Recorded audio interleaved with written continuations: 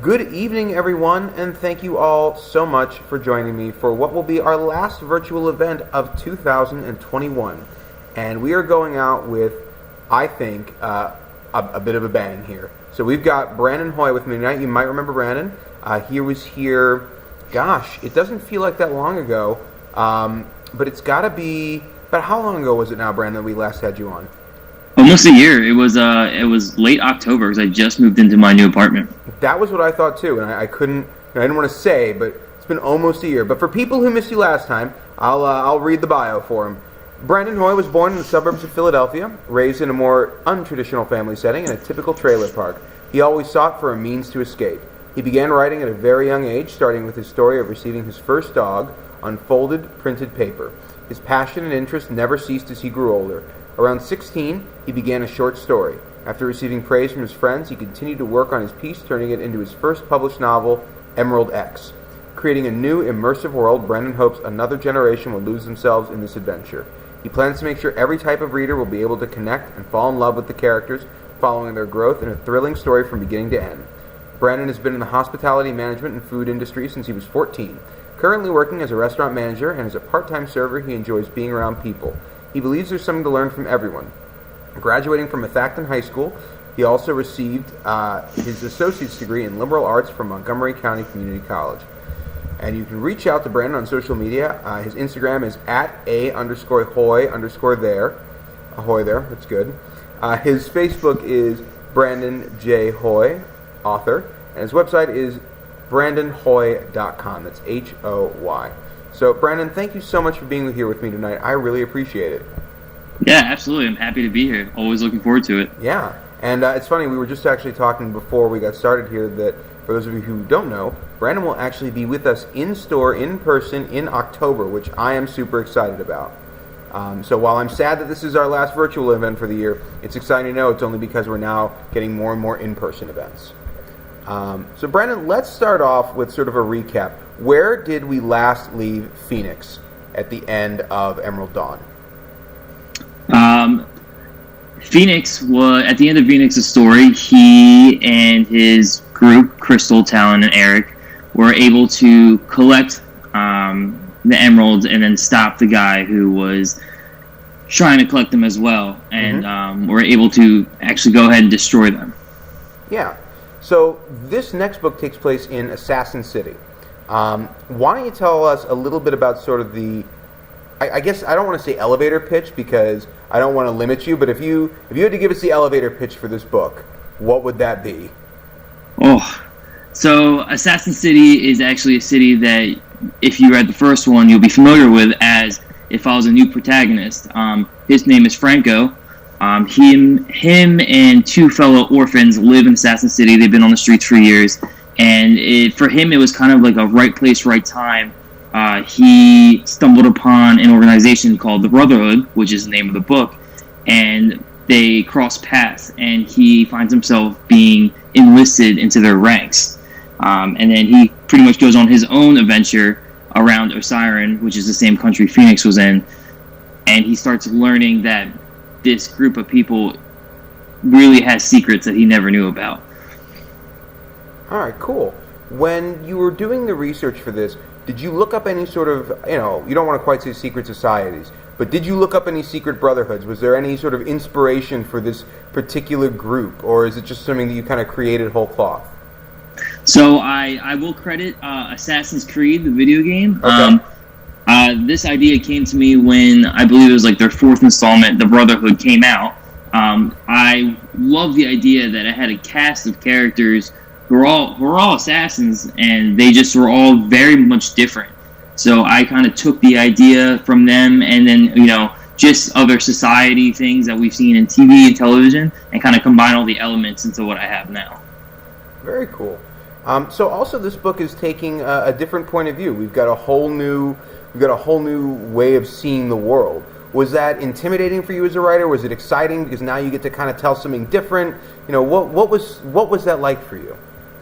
So it was actually really intimidating because I was very nervous on making sure my character was different and had a different perspective and just different outlook than Phoenix is. I remember during my beta readings asking my readers, how do they compare and contrast? Can you see a clear difference?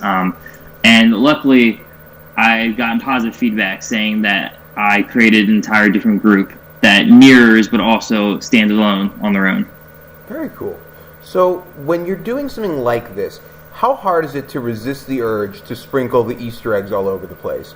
To have them run into each other and go, oh, look, that's the other crew. And you kind of see the I don't want to say destruction, but the pieces they leave in their wake. How hard is it to avoid that tendency? Well, actually, I look forward to it. I love dropping Easter eggs, especially between Emerald X and the Brotherhood. They share an entire scene, completely different perspectives, and they're there for different reasons. And they interact, but unless you've read the first one, you wouldn't even know. Mm-hmm. So I get excited writing those bits and pieces and just kind of like leaving them around for the readers to find. Excellent. So would it be fair to say then that you could read this book as a standalone if you haven't read Emerald X and you don't, you see this one in the store? Could you just pick this one up and go with it? Oh, absolutely. That was actually my plan. The first 4 books of my series, all in Phase 1, they kind of are all standalone in the sense that you don't have to read them in a certain order. Mm-hmm. And anything that comes up in the story, I explain again. So for the religion aspect, the Protectors, Zoramaku and Karadoris, are in both Emerald X and the Brotherhood, and I give a brief description about them again in both. So even if you chose to start with the Brotherhood, you would still get everything you needed to follow the story. Now, are there things that you explain differently because of who's seeing them, so to speak? Does a member of the Brotherhood sort of view, the gods in a different light, or the Protectors, I should say, in a different light than would someone who isn't? So I'm glad you asked that. So Franco particularly has a different view in the sense than Phoenix. Phoenix didn't care too much for the Protectors as he had a very troubled past. Mm-hmm. Franco's a little bit different. He still believes in them, but they're still not, all-encompassing. And when he joins the rest of the Assassins, they all have varying views as well.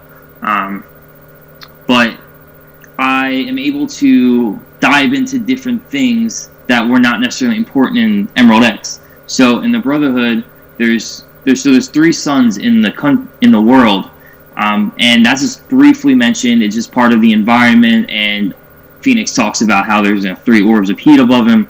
But with Franco, they actually go into the names of the suns because it's actually pertinent to their story. Mm-hmm. So it's interesting that you mentioned that because, again, I don't want to say retellings, but I love stories that are from different perspectives in the same period, in the same place. Or the same world, I should say, not necessarily the same place, exactly. There's something really interesting about it because you do get to see different people's ways of viewing the world. But I also want to talk a little bit about, for lack of a better word, party composition. Because I'm a D&D nerd, and so when you have a quest, you have an adventure, I go, okay, there's a rogue, there's a bard, there's a wizard, there's the chosen one. Cool, I've got it, I know what everyone's roles are going to be here. But one of the things that I think can be really unique when running a game, for example, is when you have the all-bard group, or the all-warrior group, or the all-mage group. How was it different for you creating this team in your follow-up? Is there a pattern you thought of with Emerald X? Because that was a team that really seemed to balance each other very well. Everyone had, I don't want to say totally different roles, but everyone had things that this is the go-to for this. How was that process for your follow-up here? So for Franco, his group of orphans, they were for less of a better term, they were all, I guess, warriors in a sense. They all were fisticuffs. They were all ready to brawl. But when Franco got himself with the Brotherhood, each one of them had that different talent, mm-hmm. and it was actually fun doing that, being able to incorporate them because you have a character like his name is Barbarian, and as you expect, he is full brawn. He's 6'5", 300 pounds, heavy dude. Of course, he goes in, not very tactful, and is just ready to beat him up.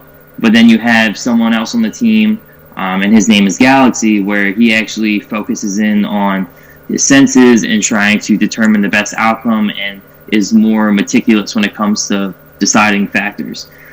So I definitely enjoy having a team that's more diverse. But I can see that having a group of all warriors and no thinkers, that'd be a fun adventure to write about. Yeah.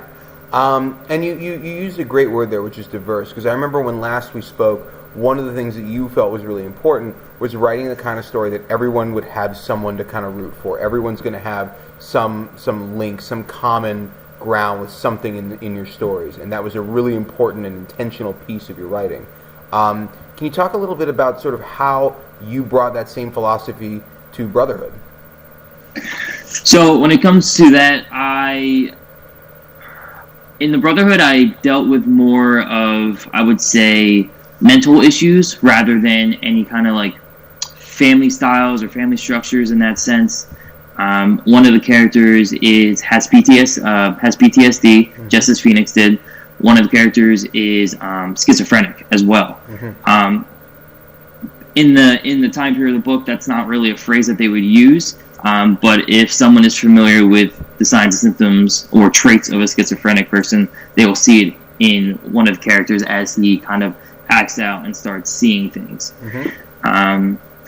Then it comes to people who, I would say, orphans. I had an adopted character in my first book, and this book has people who were just abandoned by their families, which is unfortunately very common. Yeah.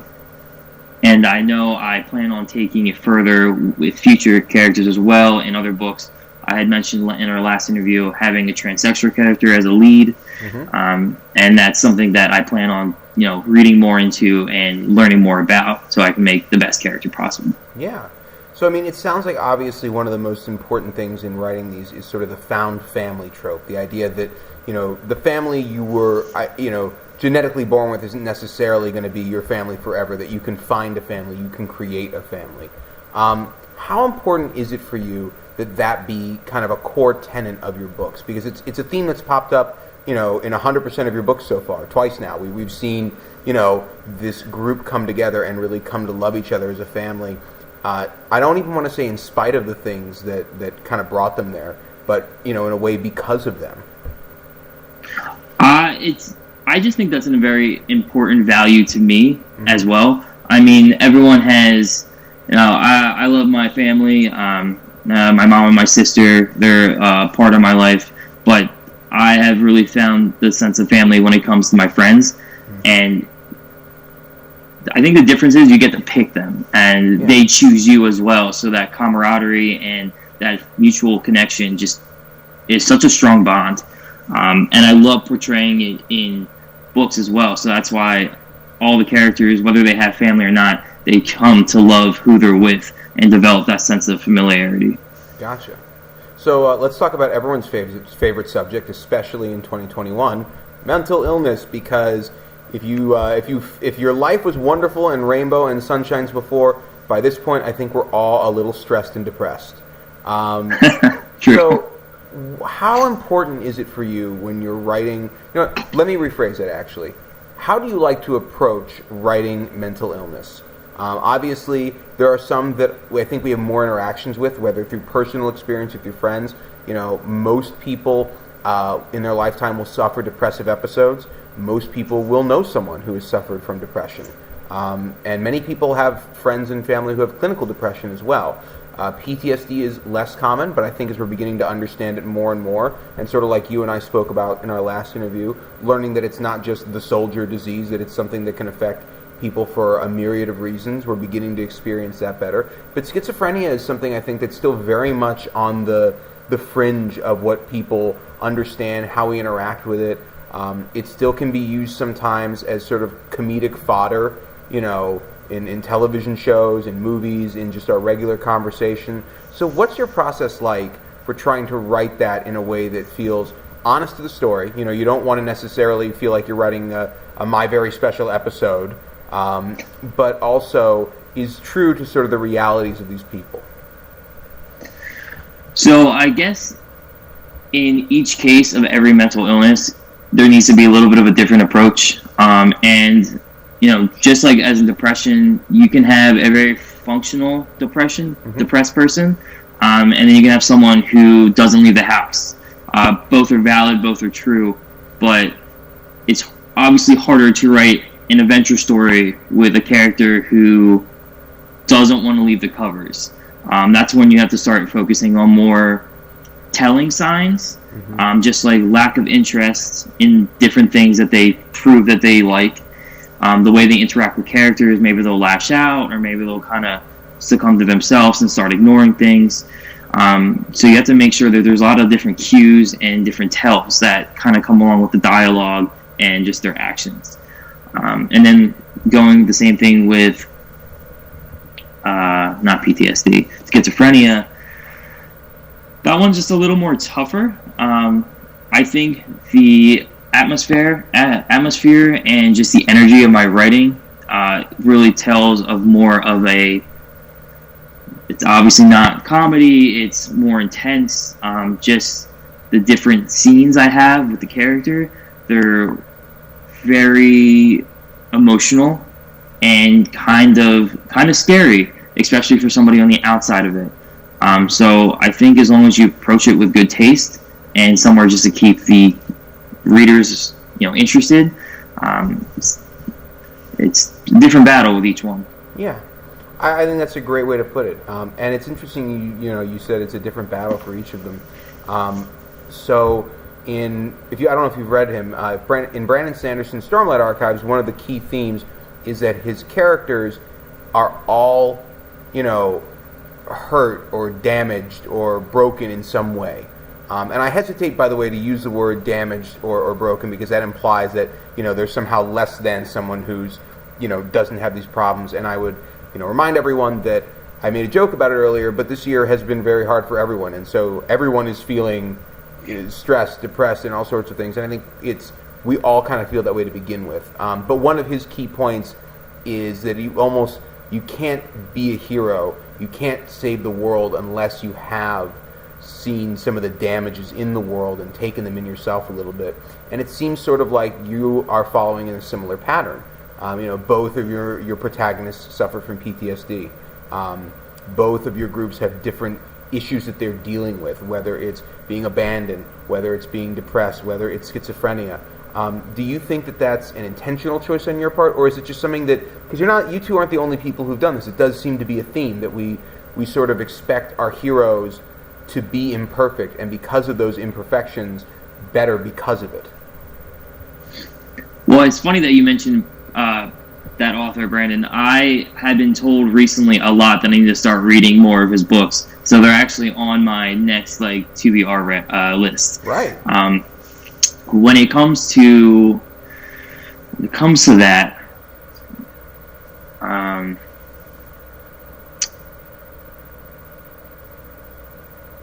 you repeat the question? Yeah. So do you think that it's intentional, that you're like, hey, this is a philosophy that I believe. I believe that for a hero to save the world in my world, that they've got to be, to some extent, sorry, I've got to move my knee there, that they've got to some extent to have seen the damage of the world and been affected by it. So B, do you think that's an intentional choice on your part? Or A, do you think it's an intentional choice on your part? B, do you think that that's a thing that we all seem to sort of be leaning into because it does seem to crop up? And C, sort of, I'm adding C now because I just thought of it. Do you think that that's a big departure from some of the earlier fantasies? If you look at Aragorn from Lord of the Rings, he is perfect. He never has doubts. He never has problems. In fact, the whole subplot in the movie they did where he doesn't want to be the king and he's not sure and he has a very Simba-like journey, none of that is in the books. Like, Boromir is like, you're the king, and Aragorn's like, yep, I know, I am going to be the king. I deserve it. It's happening any day now. So that's my A, B, and C on that. All right, well, that's a lot to think about. It's definitely intentional. I want to make the characters really relatable, and I want to make them as realistic as possible. And to only make somebody who feels that way and doesn't go after that Superman trope is somebody who has normal everyday issues as somebody nowadays. And having a character connect to somebody who has self-doubt or has any kind of mental illness is a huge thing, and that helps them make that relation. So definitely intentional, and I would agree that it's kind of something that's more common, I would say, as years go by. And I think back to what I used to watch and read, just in general, like Superman, perfect, no problems. It's a nice change of pace. I prefer myself to watch or read a character who has their own struggles that they deal with. Mm-hmm. No, I think it's sort of like, realizing that the adults in your life are people and they're flawed, and in a way you kind of come to love them more because of it. There's something nice about being a little kid, and whether it's a parent, grandparent, uncle, stepfather, stepmother, whomever it is, they know everything, and you're like, you just know all these things, and there's some security in that. But it's nice when you kind of go out into the world and it's murky, to know that it's murky for everybody, and we're all just kind of doing the best we can. So I think you're right. I think it does make the characters a lot more relatable than if they were just Supermen wandering around and just, good thing I know all the answers. And you're like, God, I wish I did. So let me shift gears a little bit, because I want to bring it back to your world. We got a really good explanation of the gems and sort of the history of the world last time. I want to dig in a little bit more on the Brotherhood. I want to understand, in a nutshell, if you were recruiting, if you came in and you're like, all right, you should all join the Brotherhood, why? What's the pitch? So the Brotherhood, from Franco's perspective from the beginning, is a collective group of scientists and other uniquely special people who were kind of assigned to a task that actually relates to the emeralds. They were assigned to use the emeralds and kind of use them for good. So he is under the impression that everyone in the Brotherhood is out to kind of stop other people from taking the taint and the dark energy that the emeralds harness and using it against all of Tieg. So they're here for humanity. They want everybody to live happy and not be under control by any kind of darkness. As you've come to learn, that is not quite the case. And they are actually looking to harness the dark energy within the emeralds that they left behind. And if you're familiar with the first book, you know that they kind of like emit just kind of this I don't want to say a taint. They emit a taint that kind of corrupts the nature around it and creates like beings. So they wanted to use that to harness and then take over the rest of Tieg as well. I think we sort of described it last time as almost like a half-life. Like, not quite radiation, but sort of this half-life of evil, or whatever word you want to use. Darkness, I think, is probably a better word for it, though. So part of the found family thing that we were talking about is, along the way, you think you find your family, and you go, oh, wait a minute, no, this is not what I had signed up for initially. Would it be fair to say that that's part of Franco's journey with the Brotherhood, is sort of having one vision of, hey, we're here and we're going to save humanity and this is good for everybody, and getting to a certain point where he kind of comes through the looking glass and goes, ooh, wait a minute, hold on, not everything is as it seems. Yeah, Franco definitely finds himself in that situation, because he leaves one family to join these group of strangers, so he has this sense of loss, and he thinks he's doing it for the right reason, but he's sad he's leaving behind the people he cares about most. But as he grows to work with these people, and he learns that, these men and women of the Brotherhood are just people, and that they had that sense of family as well, he grows to really love them, and he can't see how everybody would see them as a bad person or enemy. But of course, as the plot moves along, he starts learning things and seeing them act different ways. He watches one of the characters kill somebody in cold blood, and he can't seem to fathom how, this idea that he created about the character could go and just murder someone so mercilessly. And he starts, seeing through that looking glass, and he's like, something's not quite right here. And then he finally puts his foot down and is like, all right, I actually need to, create a different opinion and actually look deeper into what's happening. So if I had to use one word to sort of sum up Phoenix's journey or development or character arc, it would probably be responsibility. It's about coming to understand the responsibility of power. It's about coming to understand the responsibility of ownership. It's about coming to understand personal responsibility. I mean, that seems to be sort of the arc. What if you had to pick one word for Franco and their character arc? What would that word be for you? Just right off the cuff, maturity. I would say that's he's living on the streets with the family, and he kind of thinks everything's a game. He even toys around with like the guardsmen that kind of patrol the streets. He doesn't really have much respect for them, and as he gets thrown into this new environment and the world of events he goes through, he just kind of grows and learns and matures, and it just understands that not everything is a game. Between the two, who do you think reminds you the most of you as you're looking at the two of them? Or it could be someone else, or you could be like, it's neither of them, it's this person.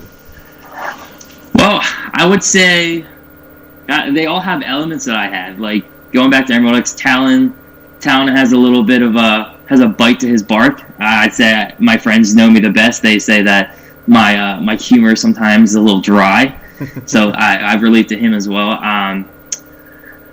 Phoenix is a little too broody for me. I'm a little too upbeat and positive, so I would say Franco has that matched for me as well. But I guess on the maturity level, I would probably go after Phoenix. He has more of that sense of responsibility by the end. Yeah. Like I said, for me, it felt very much like that was his arc. So I want to shift gears, and I want to talk more about your writing process a little bit, and sort of what it's like to be a writer. Because I always think that it's important, especially when we do these, that anyone who's listening who wants to write can listen to some stuff and go, oh, that's I like that idea. And you are one of our more successful local authors, which is always exciting. So I guess my first question when it comes to writing is, writing the first book or writing the sequel, which is harder for you? So to be fair, both of these are kind of the first book. True. They're not necessarily a sequel. And I know you've been writing them over the years, and so it's not, they're all kind of intertwined, and it's been more about parsing them out and going, okay, this is this story over here, and this is more this story over here. That's true, yeah. But to answer your question, I would say writing the first one is probably the hardest, because you have to sit down and you need to first off, you need to create your characters. You have to give them a backstory. Not only do you need the plot, but you need to have the characters form into the plot. You need to have them develop. There's just so much that you have to have the reader understand and learn and visualize. But when you move on to the second one, those characters are established. The readers know who they are. They have the idea of what kind of development they've had. Their backstories, their growth. So I would say writing the first part is the hardest, because you can always play off everything you have already to keep it contingent. Yeah. So my second question is, who would be the ideal found family of an author? Who are the team members? Who are the people you need? And it doesn't have to be individuals, but what are the archetypes that you need to be able to churn out a book, you think? You gotta have the funny one. There's always got to be the funny person. Okay. Whether just sarcastic and sassy or just extremely witty, there has to be one of them. You gotta have two people who butt heads.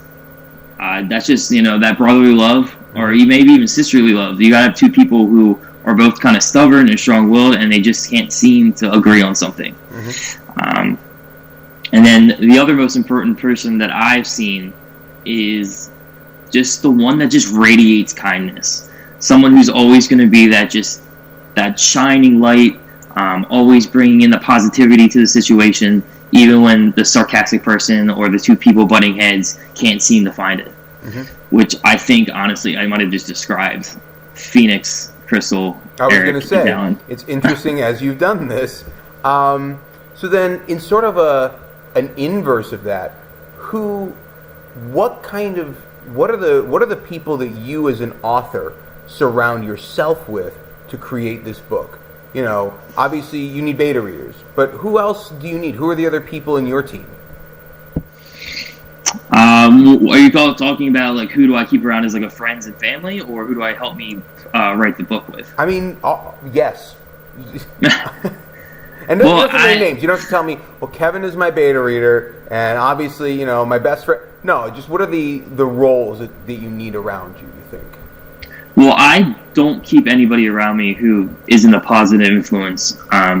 Normally, when I introduce friends, they always all say the same thing, that I have such good people in my life. Mm-hmm. So just their constant support, and I had people who have little to no interest in reading, but they've been to every one of my book signing. They have bought my merchandise. They've helped promote me. So just constant, unwavering support. That kindness I was talking about, make sure I keep that around me as well. Mm-hmm. And then, like I said, I have my little book club. My beta readers, they're the ones who they read it and they go, wow, that was a really great thought, or that sentence was fantastic. I really imagined it. So, yeah, I guess the key thing would just be the support and the positivity. Okay. Makes that, like I said, I think that's a huge piece of it. It would have to be really hard to write something and have someone just follow you around and be like, I hate this. This is terrible. And you're like, yeah, let me give you another page. Great. Let me just pour my heart out for you. So I've got 3 last questions, and it's purposeful, that number, and I hope see why at the end it's only slightly punny. So my first question is going to be, when, we've talked about writing in uncertain times. We talked about creating in uncertain times. How has this last year affected sort of the writing process for you? Has it been easier because you're like, look, I'm doing less stuff, so I've been inside and spending time? Has it been harder because you're like, I don't see people, I don't do things? What's that been like for you? A combination of both. So during the first half of the first shutdown of COVID, I actually worked so much because I was one of the lucky ones who, kept their job. Mm-hmm. And I worked 7 days a week to keep myself from going stir crazy. So a lot of times when I come home, I just don't have the mental energy to sit down in front of it. And that lasted several months into, I think, when we went to the yellow phase during the summer. Once I had that balance again, I was able to find time to write. But it was still kind of complicated just because, we spent so much time working and so much time not seeing people that I wanted to see my friends. I wanted to fit in as much socialization as I could. And I could never quite find the balance. Even these past couple months, now with the new Delta variant, but, having the vaccination and being able to do whatever I need to do, I just cannot seem to find a balance between socializing and making sure I'm being productive. Mm-hmm. So it's been tough. Yeah. No, like I said, I think that's pretty fair. It's been an interesting time, to say the least. All right. My second question, a little bit of a happier note, I like to think.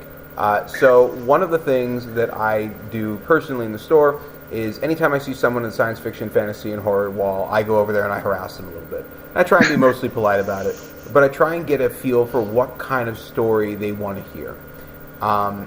And I have in my mind the kind of story that Emerald X is when I talk to people about it. And I tend to tell them that at its core, it's a hopeful story. It's about a world that can be saved. It's about a world and it's about people that can be redeemed. And again, with Phoenix, it's about taking responsibility, taking a mental inventory, and accepting yep, these are my things. This is where I'm at, and I did this, and I'm going to do better, and we're going. And I think there's something really beautiful about that. But what is do you think that's a good read of that, or am I setting people up for them to come back and go, oh no, it was an adventure, and that's what it was, and it was swashbuckling, and it was fun, which, by the way, it is an adventure. Those are also elements. But I think that because of the fact that you touch, I personally really enjoyed the elements that I saw in myself of Phoenix in dealing with his journey and his, mental pain. It was, for me, hopeful feeling. So my question is somewhere in that rambling, complimentary rant is, do you feel that that's kind of the emotion of the story?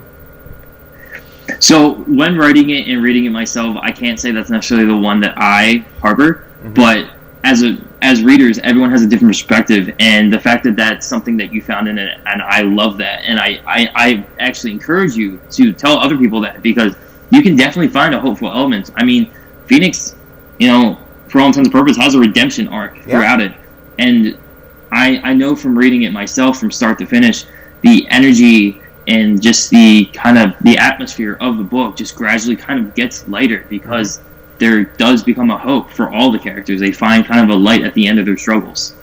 So I think that's a fantastic take. Awesome. And for my third and final punny question, book 3. See, I told you, I was like, it's going to get there. I do appreciate it. Yeah, no, thank you. I'm here all night, folks. Tip your waitresses. Book 3. What is the plan? What's the, can we hear anything? Can we know anything? Is this going to be our transgender protagonist? What's going on?